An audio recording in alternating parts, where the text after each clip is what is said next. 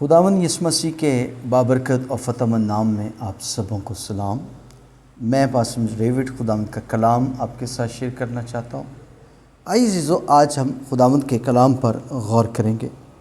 مقدس یوحنا کی معرفت لکھی گئی انجیل اور اس کا 21 باب اس کی 17 آیت کو جب ہم پڑھتے ہیں تو اس نے تیسری بار اس سے کہا، شمعون یوحنا کے بیٹے، کیا تو مجھے عزیز رکھتا ہے؟ اس نے تیسری بار کہا، خداوند تو مجھے عزیز رکھتا ہے۔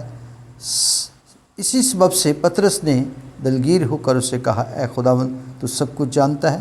پھر خداوند یسوع مسیح نے اس سے کہا، تو میری بھیڑیں چرائے گا۔ آج ہم ایک بڑی خوبصورت بات پر غور کرتے ہیں۔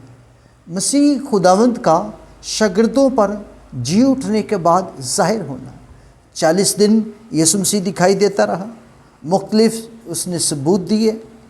اب وہ پطرس سے ایک خوبصورت بات اور عہد لیتا، کیا تو مجھے عزیز رکھتا ہے؟ کیا تو مجھ سے محبت رکھتا ہے؟ وہ کہتا، خداوند تو جانتا ہے۔ اور یہ بات بار بار اس کو ریپیٹ کی گئی کہ اگر تو مجھ سے محبت رکھتا ہے تو میری بھیڑیں چرائے گا۔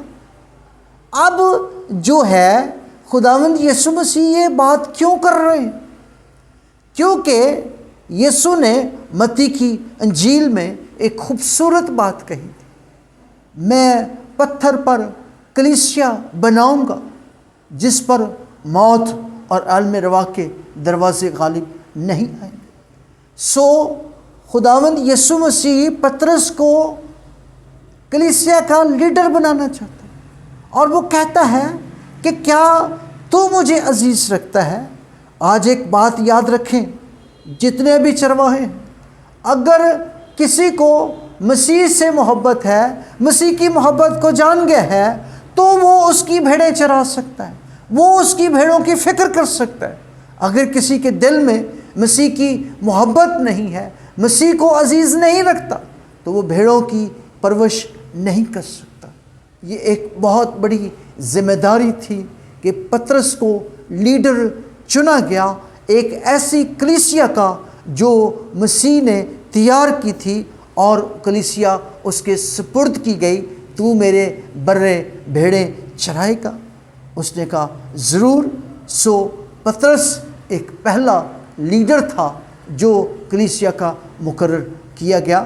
اور جب ہم لوکا 22 میں پڑھتے ہیں تو یسوع مسیح نے کہا کہ میرے مرنے کے وقت قریب آ گیا، پاکشاہ کے وقت، تو وہ کہنے لگے ہم میں بڑا کون ہوگا، لیڈر کون ہوگا؟